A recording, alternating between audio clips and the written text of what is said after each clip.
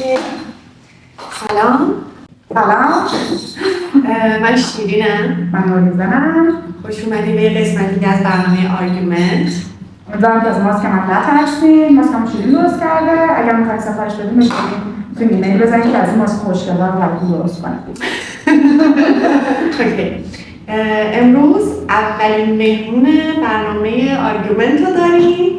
امیدوارم که ببینیم که چی؟ امیدوارم که خوش بگذره. و یه مهمون دیگه هم حاضر داریم. ایشونه مهمونمون. خب معرفی کنید خودتون رو. اگه سر صدا شنیدین من این کوچولوه. آره. مهمونمون بیاد.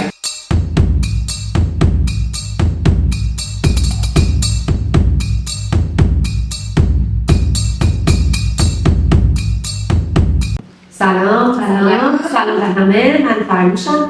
خیلی خوشحالم که توی برنامه شما اومدم. و من خیلی مفتخرم و خوشحالم که دوست داشتی اصلا تو برنامه ما باشی. بسیار زیاد. آره.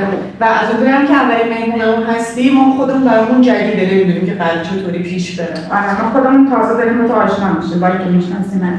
خیلی عالی. خب همونطور که میدونی برنامه آرگومنت، من میخوام که اول خودتو واسه ما و بقیه معرفی بکنی. این معرفی تو هر جور که دوست داری میتونه باشه و اینکه میخوام که بهمون بگی که فرموش کیه و آرگومنتش تو زندگی چیه. سخته ولی خب میدونیم که گفتم من فرموشم. یه ذره سنم بالا پایینه. نسبت من که بالاه به نسبت اون پایینه. آره. ترجمه زبانم نمیشه. اگر از فرموش بخوام بگم، فرموش شخصیت شیطون، پر انرژی، دوست داره تا جایی که میتونه به همه کمک کنه، تا جایی که میتونه همیشه کنار همه باشه، حالا چه تو خوشی باشه چه تو ناراحتی. و اینکه دوست دارم همیشه این درجه پروانه کنم. فرموش اینجوریه. و اینکه حالا از دغدغه‌ها میخوام خیلی کار سختیه. من توی زندگی هر آدم تو زندگیش دغدغه‌های مختلفی داره دیگه. من الان در حال حاضر دغدغه‌ام کاره که کارمو بتونم ببرم بالاتر واقعا. بقیه دغدغه‌هامو باشم کنار. خب بس حالا شاید خیلی بریم جلوتر گردشتر بیاد. چه خانواده بزرگ شدی؟ دغدغه‌ها چی بوده؟ اوکی، من توی خانواده معمولی بزرگ شدم که نه آدمای مذهبی بودن نه آدمای خیلی بگیم بلگو بازی بودن. توی خانواده خیلی معمولی که رفت آمدش رو داره، احترام بزرگتر کوچیکترش رو داره، ولی در کنار اون یه سری راحتی‌ها هم داره. دغدغه‌های من تو خانواده‌م این بود که یه جاهایی نمیتونستن یه سری چیزا رو هندل کنن یا بپذیرن.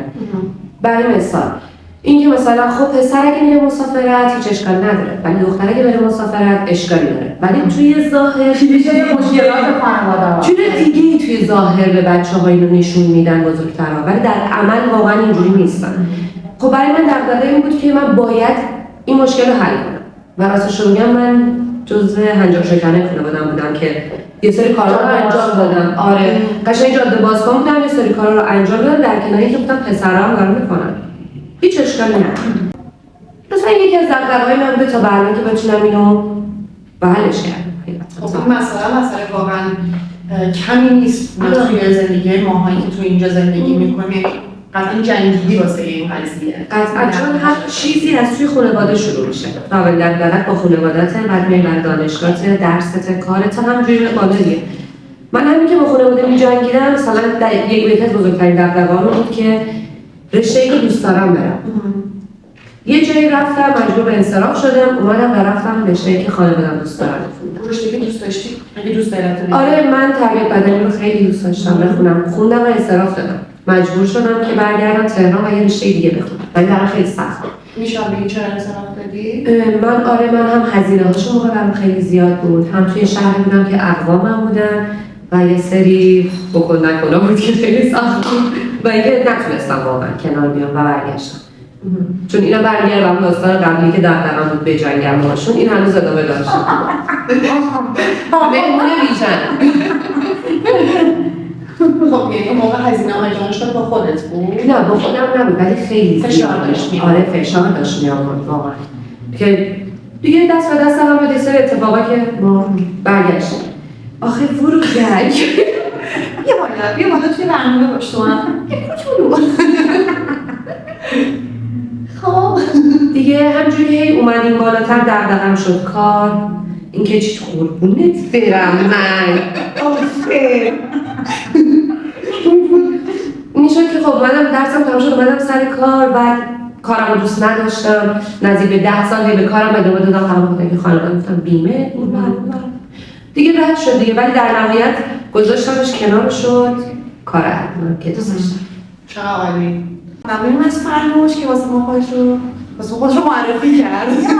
کوتاه کرد ولی حالا در جلسات بعدی سعی می‌کنم که باز معرفی خیلی مهمه بزنم.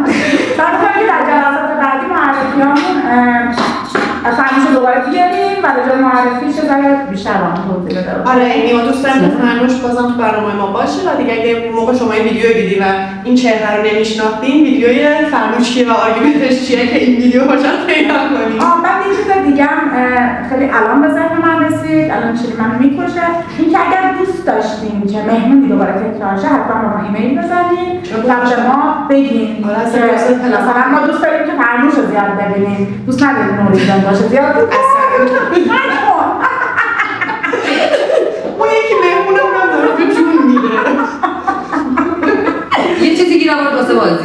باشه یادتون باشه که به ما ایمیل بزنین، کامنت بزنین، از زمین گذاشتن نترسین، زنو دارم مجددا میگن نام چیکارش کنین و توی برنامه دیگه آرگومنت چی بود که توی زندگی گوه خیلی